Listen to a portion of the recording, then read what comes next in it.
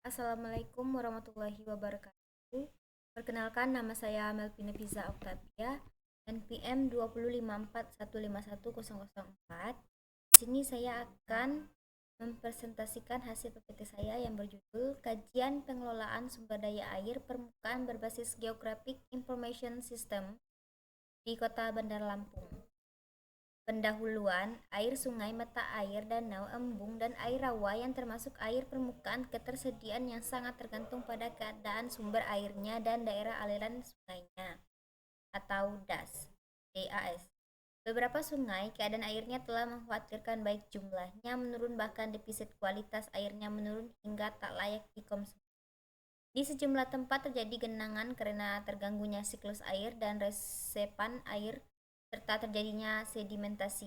Kerusakan pada daerah aliran sungai bagian hulu sudah lama terjadi, baik berupa perusakan hutan, kebijakan monokultur, ataupun penebangan hutan yang tak terkendali. Perencanaan sumber daya air dengan pendekatan wilayah sungai adalah suatu langkah strategis untuk menyiapkan suatu landasan dan skenario pengembangan sumber daya air yang berkelanjutan dalam memenuhi berbagai kebutuhan air di masa yang akan datang. Untuk hal tersebut, sangat diperlukan informasi khususnya tentang sungai sebagai satu sarana untuk mengambil langkah-langkah atau keputusan dan kebijakan oleh pemerintah dan juga akan berguna pada waktu yang akan datang. Penginformasian tentang sungai tersebut berupa sistem yang berbasis digital, yaitu berupa sistem informasi geografi atau SIG atau Geographic Information System atau GIS, agar memudahkan pemerintah maupun masyarakat untuk mengakses data tersebut. Laut. Pencapaian bumi kita sebagian besar terdiri dari perairan laut, yaitu mencapai 70% luas lautnya, dan luas daratan hanya 30% dari luas permukaan laut. Di Indonesia perairan laut lebih luas dibandingkan dengan daratannya, yaitu 3:2 dari hasil seluruh Indonesia. Sepertinya hal air permukaan yang lain, air laut juga mempunyai arti yang tinggi bagi kehidupan. Danau adalah cekungan-cekungan yang ada di permukaan bumi, baik itu terjadi akibat proses tektonik vulkanik atau proses lain yang membuat adanya cekungan. Lama-kelamaan akan terisi oleh air sungai yang mengalir dan bermuara di cekungan tersebut. Air danau berasal dari air hujan, air tanah, atau mata air. Rawa adalah daerah yang selalu tergenang air dan mempunyai kadar air yang relatif tinggi. Air di rawa terlihat kotor karena tempat itu mengandung bahan organik yang berasal dari tumbuhan dan hewan yang mati. Akibatnya, air yang mengenang menyebabkan tanah menjadi asam. Ada dua jenis utama dari rawa, yaitu rawa air tawar dan rawa air asin. Rawa air tawar biasanya ditemukan di daratan, sedangkan rawa air asin biasanya ditemukan di sepanjang daerah pesisir rawa. Rawa merupakan daerah transisi, mereka tidak benar-benar tanah atau benar-benar air.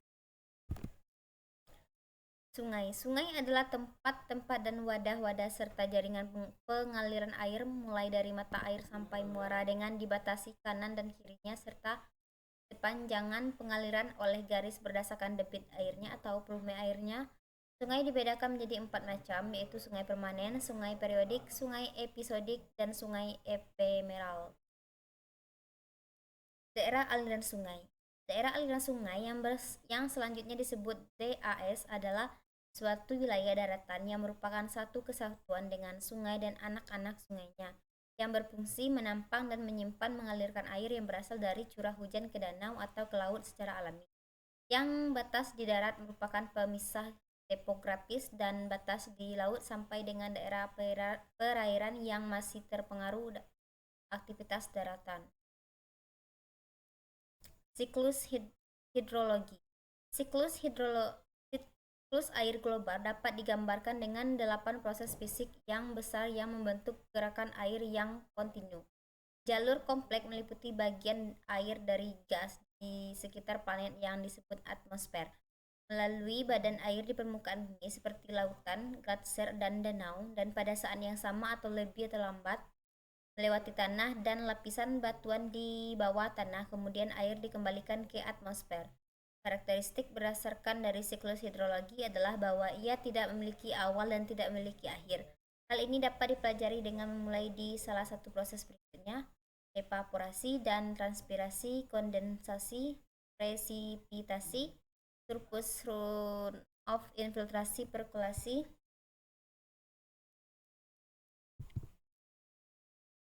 limpasan, dan penyimpanan.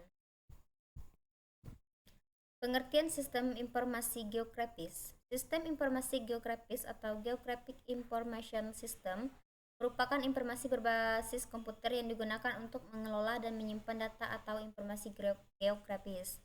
Secara umum, pengertian SIG adalah satu komponen yang terdiri dari perangkat keras atau perangkat lunak, data geografis, dan sumber daya manusia yang bekerja secara efektif untuk memasukkan simpanan yang memperbaiki, memperbarui, mengelola, manipulasi, mengintegrasikan, menganalisa, dan menampilkan data dalam satu informasi berbagai geografis. SIG merupakan kemampuan untuk menghubungkan berbagai data pada satu titik tertentu di bumi, menggabungkan, menganalisa, dan akhirnya memetakan hasil. Data yang diolah pada SIG merupakan data spesial sehingga aplikasi SIG dapat menjawab beberapa pertanyaan seperti lokasi, kondisi, tren, pola, dan pemodelan. Kemampuan inilah yang membedakan SIG dari sistem informasi lain.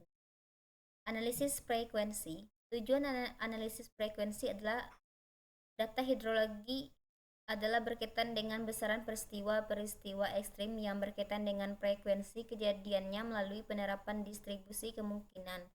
Data hidrologi yang dianalisis diasumsikan tidak bergantung, terdistribusi secara acak, dan bersifat stokastik. Surupin 2004. Perhitungan debit. Beberapa metode yang biasanya dipakai untuk menghitung debit aliran permukaan. Pada umumnya, metode perhitungan aliran permukaan yang disajikan adalah metode empirik yang merupakan hasil penelitian lapangan dari para ahli hidrologi. Data spesial. Data spesial yaitu data yang berorientasi geografis dan memiliki sistem koordinat tertentu sebagai dasar. Referensinya mempunyai dua bagian penting yang membuatnya berbeda dari data lain, yaitu informasi lokasi atau spesial dan informasi deskriptif atau atribut. Analisis. Sistem information geographic mempunyai dua jenis fungsi analisis, yaitu fungsi analisis spesial dan analisis atribut. Fungsi analisis spesial adalah operasi yang dilakukan pada data spesial, sedangkan fungsi analisis atribut adalah fungsi pengelolaan data atribut, yaitu data yang tidak berhubungan dengan ruang. Visualisasi atau data output, penyajian hasil berupa informasi baru atau database yang ada baik dalam bentuk soft copy maupun dalam bentuk hard copy, seperti dalam bentuk peta atribut, peta dan atribut data, tabel, dan geografik. Tujuan. Untuk mengetahui kondisi sumber daya air permukaan di Kota Bandar Lampung dan mempermudah proses perhitungan dengan sistem informasi geografi. Metode penelitian. Lokasi penelitian. Penelitian yang dilakukan di Kota Bandar Lampung yang terbagi dalam 20 kecamatan. Data stasiun hujan yang digunakan ada 4 stasiun, yaitu Stasiun Puhaman, Stasiun Sumberrejo, Stasiun Sumur Putri, dan Stasiun Sukarame. Data penelitian. Data yang digunakan berupa data primer, yaitu data karakteristik sungai seperti dimensi sungai dan lain-lain, serta data sekunder berupa peta Bandar Lampung dan data kependudukan serta data-data lain yang berkaitan dengan judul yang digunakan.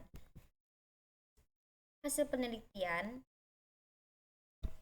Sungai-sungai yang ada di Kota Bandar Lampung merupakan jenis sungai yang bercabang atau dendristik. Berikut peta di Kota Bandar Lampung yang dibuat pada program MWG. Tutupan lahan. Berdasarkan peta penggunaan lahan dalam RT/RW Kota Bandar Lampung tahun 2011 tahun 2030. Penggunaan lahan di daerah penelitian terdiri dari kawasan industri, kawasan lindung, kawasan pariwisata, kawasan pelabuhan, kawasan pelayanan umum, pertambangan, perdagangan dan jasa, perikanan, perkantoran dan pemerintahan, perumahan, pertanian, peruntuk industri, serta lahan kosong. Topografi untuk wilayah terendah antara 0 sampai 50 meter, yaitu berada di daerah pesisir yang terdapat pada Kecamatan Teluk Batung Barat, Teluk Batung Selatan, dan Panjang. Dan topografi yang paling dominan di Kota Bandar Lampung yaitu antara 50 sampai 100 meter dan 100 sampai 150 meter yang terdapat di beberapa kecamatan seperti Raja Basa, Kedaton, Tanjung Senang, Sukarame, Sukabumi, dan Tanjung Karang Timur. Ini adalah perhitungan curah hujan harian maksimum tahun dari tahun 1995 sampai 2014. Ini perhitungan hujan rancangan. Ini perhitungan kesimpulan. Setelah melakukan penelitian dan berdasarkan hasil analisis dan perhitungan, maka dapat diambil kesimpulan bahwa satu hujan yang jatuh di Kota Bandar Lampung sebesar 51% menjadi surface runoff, limpasan langsung. Hal ini menunjukkan bahwa Kota Bandar Lampung memiliki koefisien limpasan yang buruk. Hal ini dapat disebabkan karena adanya perubahan tata guna lahan, misalnya seperti banyak sekali daerah yang tertutup perkerasan, aspal, rigid, paving block, perumahan, industri, dan lain-lain. Dua, dari perhitungan didapat nilai koefisien rajim sungai atau KRS sebesar 29,96. Hal ini menunjukkan bahwa nilai koefisien rajim sungai untuk Kota Bandar Lampung berkelas buruk. Nilai KRS yang sangat tinggi menunjukkan bahwa nilai limpasan pada musim penghujan atau air banjir sangat besar, sedangkan pada musim kemarau aliran sungai sangat kecil bahkan sampai kekeringan. Terima kasih. Saya mohon maaf bila ada salah kata atau keliruan dalam saya membaca, atau ada yang belum saya jelaskan. Saya mohon maaf. Saya akhiri. Wassalamualaikum warahmatullahi wabarakatuh.